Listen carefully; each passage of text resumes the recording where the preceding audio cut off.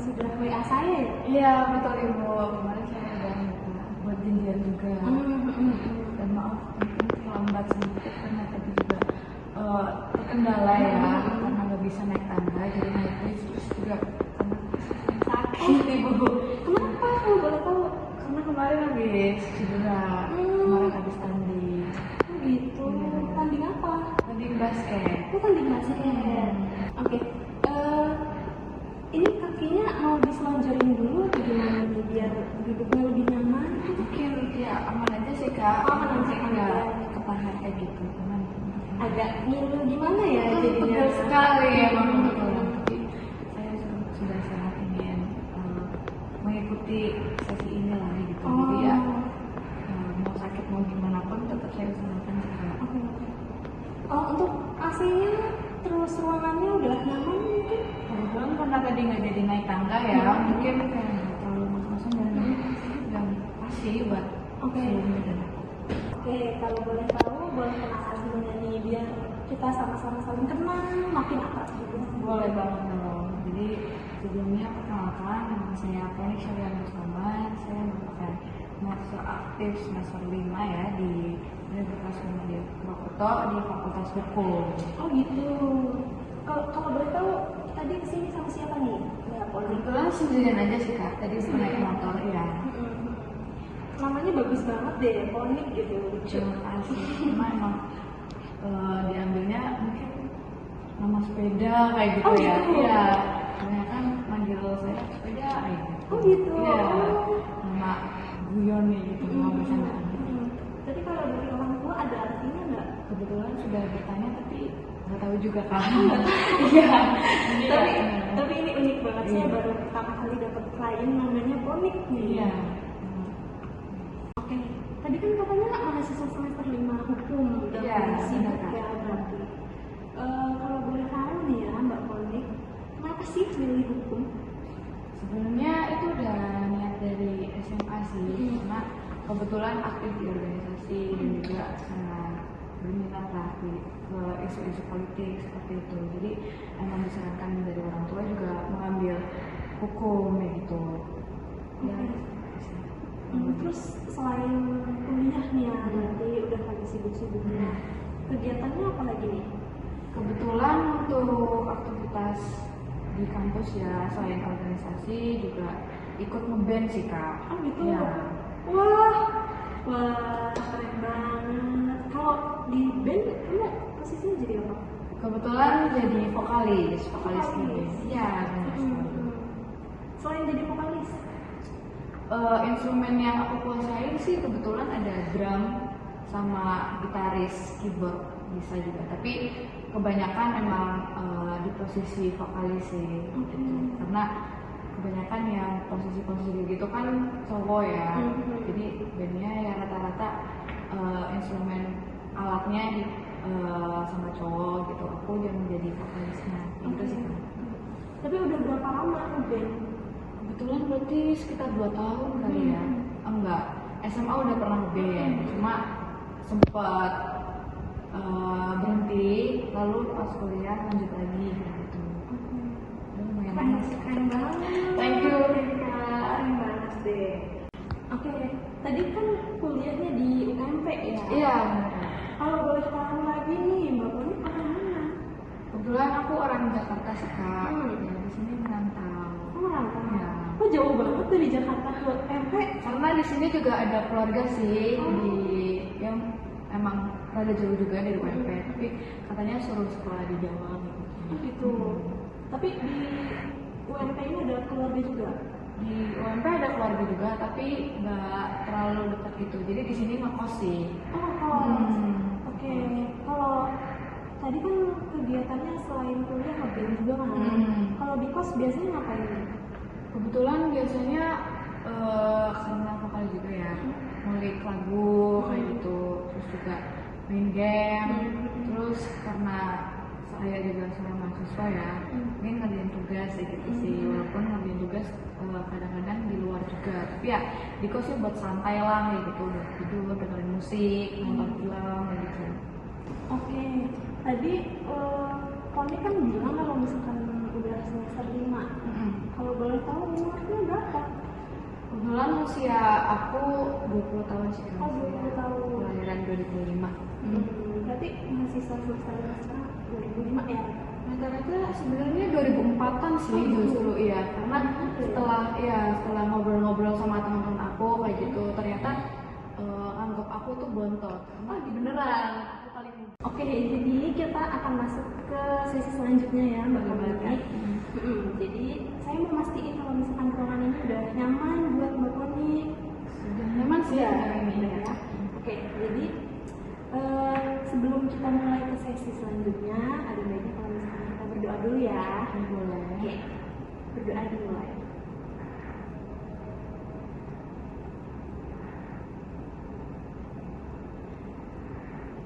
Selesai. Oke, jadi saya di sini cuma mau kasih tahu ke Mbak Koni kalau misalkan di sini adalah ruangan yang nyaman dan aman untuk Mbak Koni cerita semua hal tentang yang Mbak Koni rasakan. Kemudian juga Mbak Koni nggak perlu takut kalau misalkan ceritanya akan di-share atau ya kemana-mana gitu ya. Jadi Mbak Koni bisa meluapkan semua yang Mbak Koni rasakan dari mulai ya yang lalu-lalu sampai yang hari ini, perasaan apapun itu. Oke, jadi di sini saya akan membantu Mbak Koni gitu selama sesi konseling ini berlangsung. Saya mau ucapkan terima kasih juga karena sudah menempatkan saya di ruangan yang nyaman. Semoga nanti kita berjalan dengan lancar sih Kak sesi konselingnya. Oke. Jadi mungkin Mbak Koni kalau sudah siap boleh mulai bercerita ya. Jadi gini sih Kak, ini bercerita ya sebelumnya. Kan saya kebetulan udah semester 5, terus juga banyak kegiatan nih di kampus, di luar kampus seperti itu ya, dan banyak kegiatan yang lain lah seperti itu, termasuk tugas, termasuk dengan aktivitas yang gak bisa saya sebutkan satu persatu.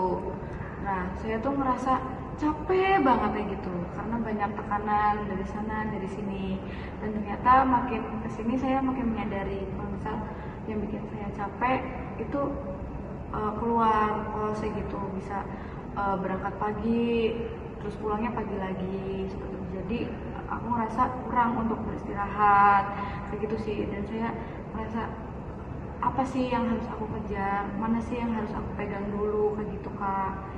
Mungkin alangkah baiknya gimana ya Pak? Oke Koni, saya bisa merasakan gimana lelahnya kamu ya.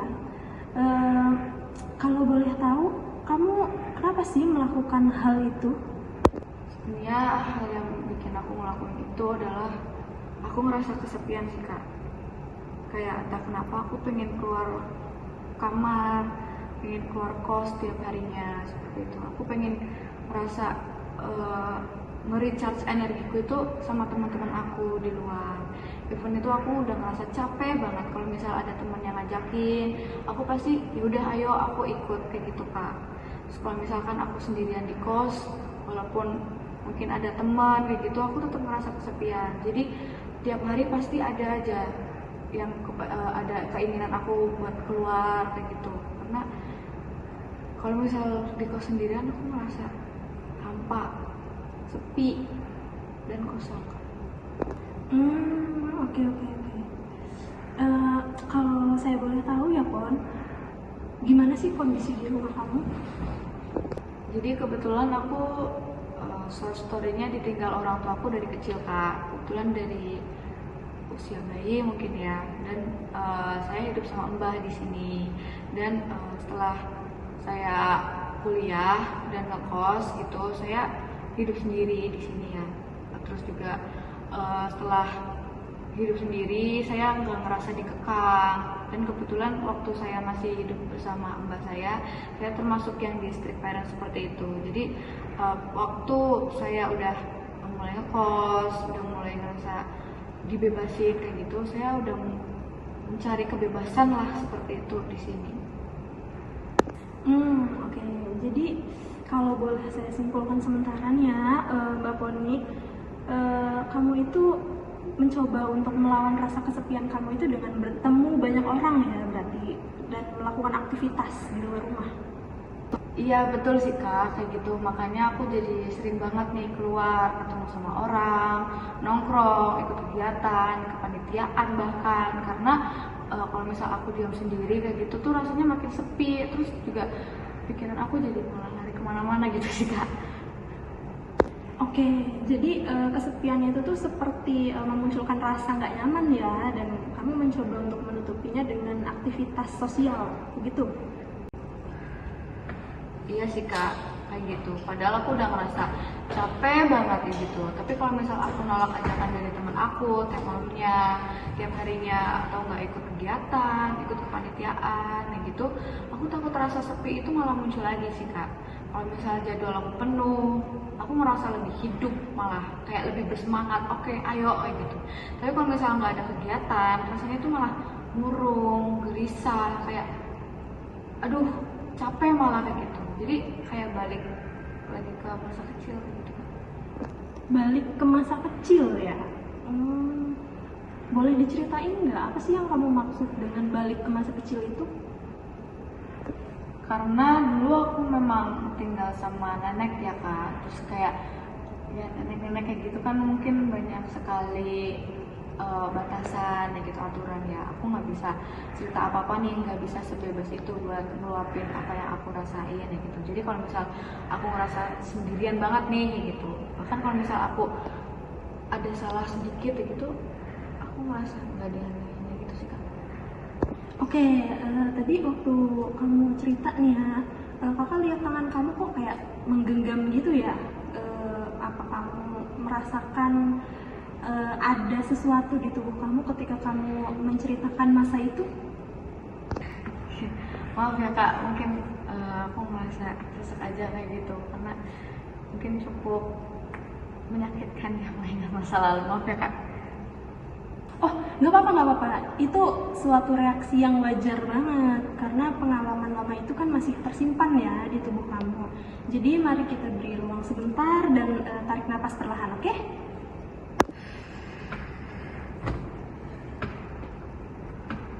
Mungkin masih rada sedikit sesak sih kak, tapi udah lumayan enakan. Makasih udah ngasih waktu sedikit untuk bahas. Oke, jadi makasih ya sudah berani untuk merasakan itu.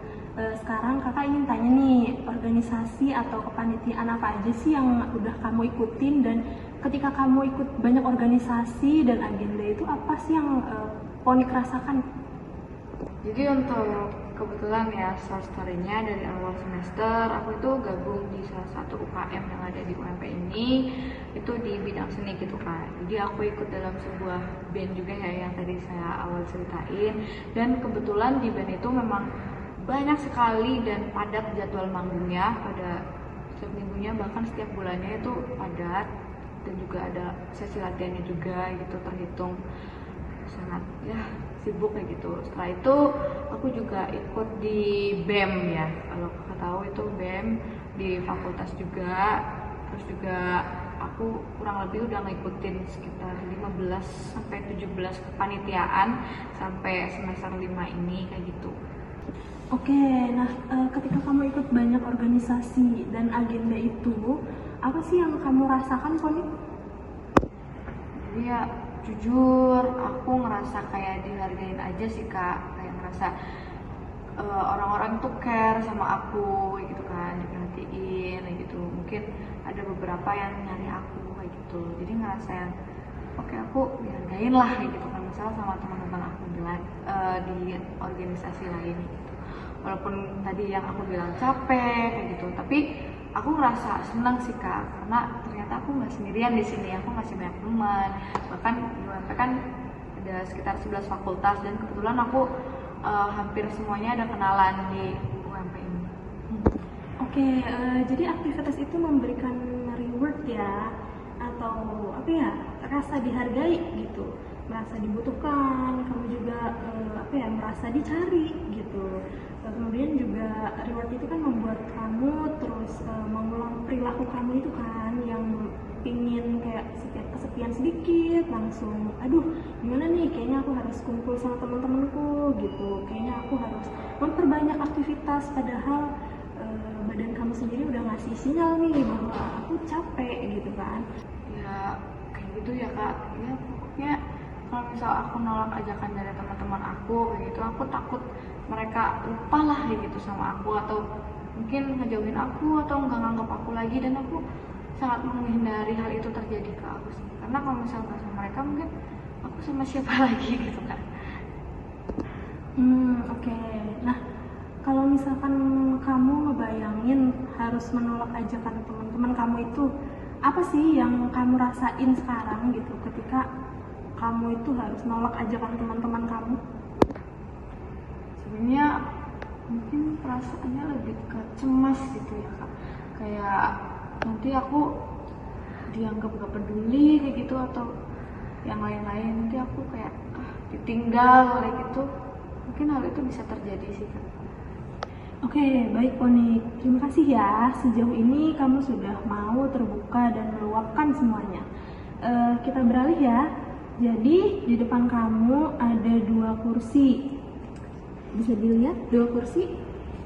Ya. Nah, kursi yang kosong itu mewakili sosok nenek kamu yang dulu menjadi figur strict parent gitu ya dalam hidup kamu. Kemudian juga pengalaman kamu dengan nenek kamu itu masih meninggalkan jejak sampai hari ini gitu. Jadi nanti kalau kamu siap, coba lihat kursi itu, kemudian bayangkan nih nenek kamu itu lagi duduk di sana sama kamu sekarang. Oke? Oke, baik kak. Oke, baik Ponik, sekarang bicaralah pada beliau, bukan kepada saya.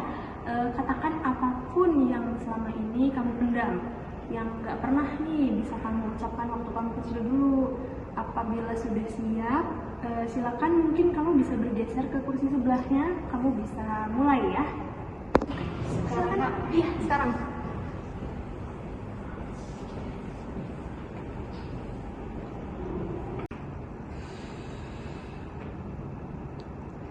Nek, dulu saya takut banget sama jenengan. Saya cuma anak kecil, tapi saya harus ada, saya harus nurut, gak boleh salah, gak boleh nangis. Itu bikin aku sakit, Nek. Saya pengen ngomong waktu itu. Saya kesepian, Nek. Saya cuma pengen dipeluk, pengen diperhatiin, pengen dikasih sayang, bukanlah dimarahin setiap kali saya sesuai sama aturan nenek. Oke, suara kamu sudah mulai jujur. Sekarang kamu rasakan nih apa yang muncul di tubuh kamu. Tangan saya sesak sih kak, dan tangan saya mulai gemetar. Oke Ponik, sekarang gunakan suaramu dengan lebih tegas dan luapkan apa yang selama ini dan sejak dulu nggak bisa kamu utarakan. Nek, aku capek, harus sempurna. Kenapa saya nggak boleh salah? Kenapa saya nggak boleh cerita? Gak bisa ngerubahin apa yang Nek rasain. Gak pernah didengerin. Nek cuma pengen dianggap sebagai cucu, bukan sebagai robot yang harus selalu patuh. Capek, Nek. Oke, saat kamu mengutarakan itu semua, apa yang kamu rasakan? Sejujurnya aku udah mulai merasa lega gitu sih kak, tapi ya sedih juga.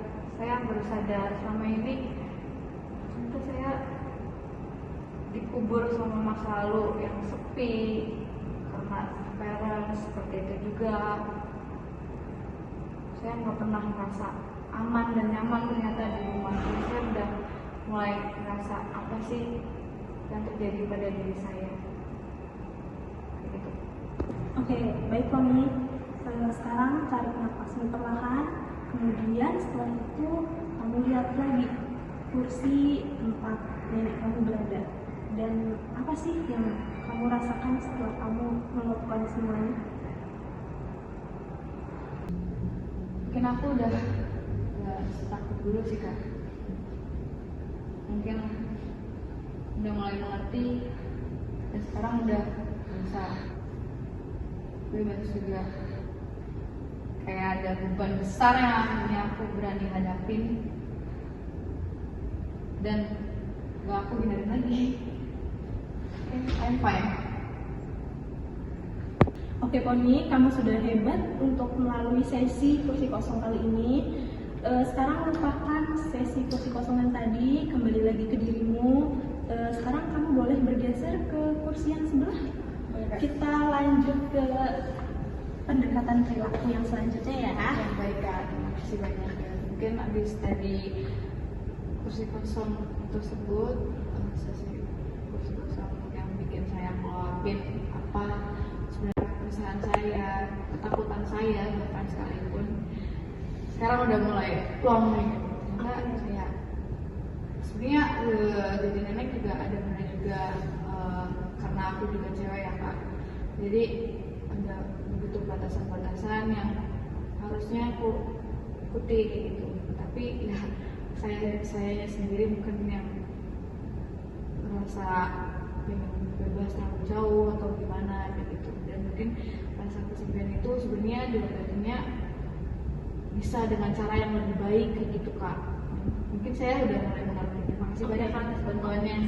Sama-sama, itu memang sudah tugas saya Poni. Oke, kita berlanjut ke sesi selanjutnya ya. Boleh banget Kak. Oke, jadi kita akan mulai beralih ke sesi selanjutnya, yaitu namanya ada behavioral activation.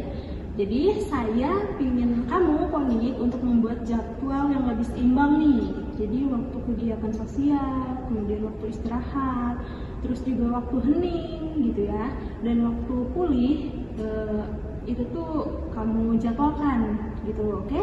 Jadi menurut kamu berapa hari kamu butuh istirahat dalam 1 minggu nih? Istirahat yang murni, benar-benar istirahat. Oke, baik, saya mengerti. Mungkin kalau misal istirahat total atau bed rest ya Kak, kayak sekitar 2 harian mungkin Kak, karena biasanya saya nggak pernah istirahat full sehari pun gitu. Nggak pernah.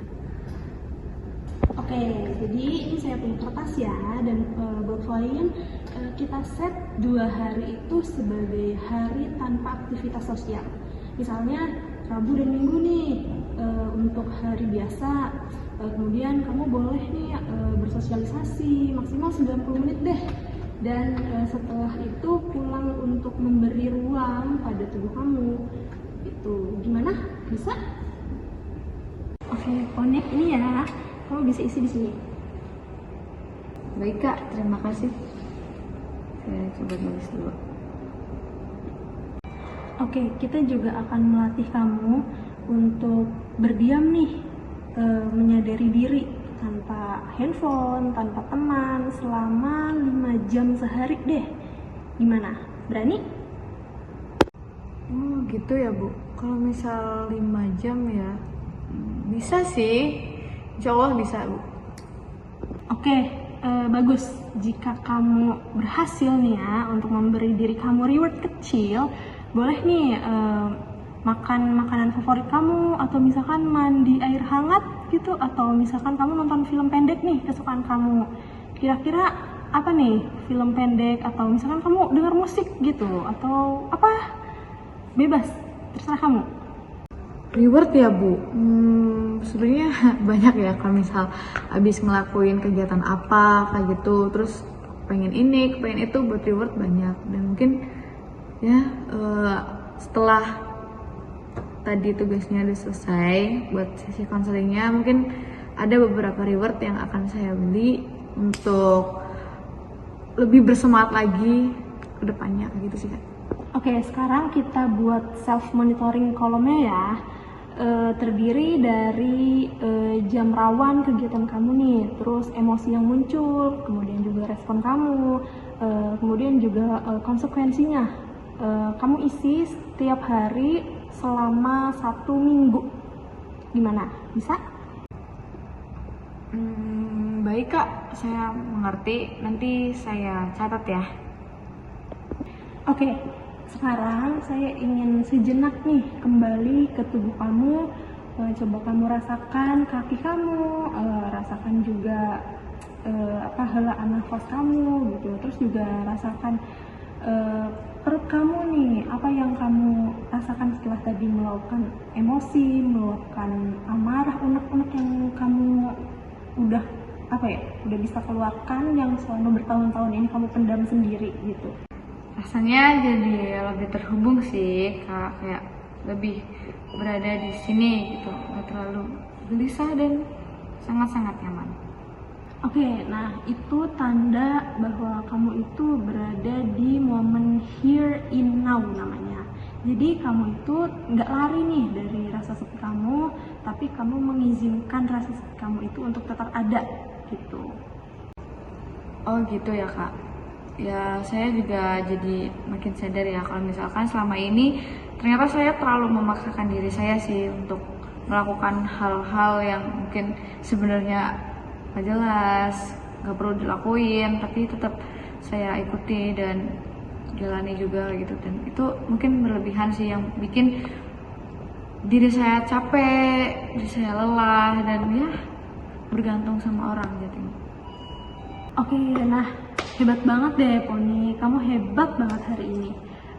Jadi setelah melakukan 3 hal tadi dengan benar ya tentunya, kemudian juga dengan kamu bisa menghadapi kesepian kamu, kemudian juga kamu bisa mengintegrasikan 2 sisi diri kamu nih, dan juga 3 hal tadi saya rasa dan saya harap nih bisa membuat kamu itu jadi bisa menyeimbangkan hidup kamu, terutama ya bisa menyeimbangkan ritme kegiatan kamu, membuat rencana perilaku baru yang nantinya hidup kamu jauh lebih teratur dan nggak apa-apa tuh ayo-ayo aja gitu, nggak apa-apa tuh kayak padahal badan kamu udah capek nih, tapi karena kamu takut ditinggal atau dilupakan sama teman kamu, jadi kamu memaksakan diri kamu sendiri begitu. Baik Kak, terima kasih banyak buat pengertiannya, terus juga nasihatnya. Saya sangat-sangat senang sekali ya bisa selega ini, bisa sebahagia ini mengikuti konseling ini sih. Sebenarnya mungkin saya jadi lebih tahu tentang diri saya, mengerti tentang diri saya dibanding sebelum-sebelumnya lah Kak. Terima kasih banyak Kak atas bantuannya. Nah, oke, Poni, dari cerita dan proses yang kamu jalani hari ini, saya melihat nih satu hal penting. Selama ini kamu bukan hanya merasa capek ya karena banyak kegiatan, tapi kamu juga sebenarnya sedang berusaha untuk menutupi rasa sepi yang sudah ada nih sejak kamu kecil. Nah, hal ini hari ini kamu sudah mulai menyadari bahwa semua kecemasan yang muncul gitu ya, karena dulu kamu jarang punya ruang nih untuk didengar, untuk diperhatikan juga gitu. Kemudian juga melalui teknik kursi kosong yang tadi kamu sudah lakukan gitu, sebenarnya kamu itu sedang melepaskan nih beban lama yang selama ini kamu pendam. Nah, dari sini saya melihat kamu sudah mulai lebih mengenal diri kamu. Kamu nggak lagi nih mencari keramaian karena ingin selalu sibuk, tapi karena ingin merasa aman. Dan sekarang kamu mulai belajar memberi rasa aman, rasa aman itu pada diri kamu sendiri gitu. Nah, kamu juga sudah mulai berani untuk menghadapi perasaan kamu nih. Dari sekarang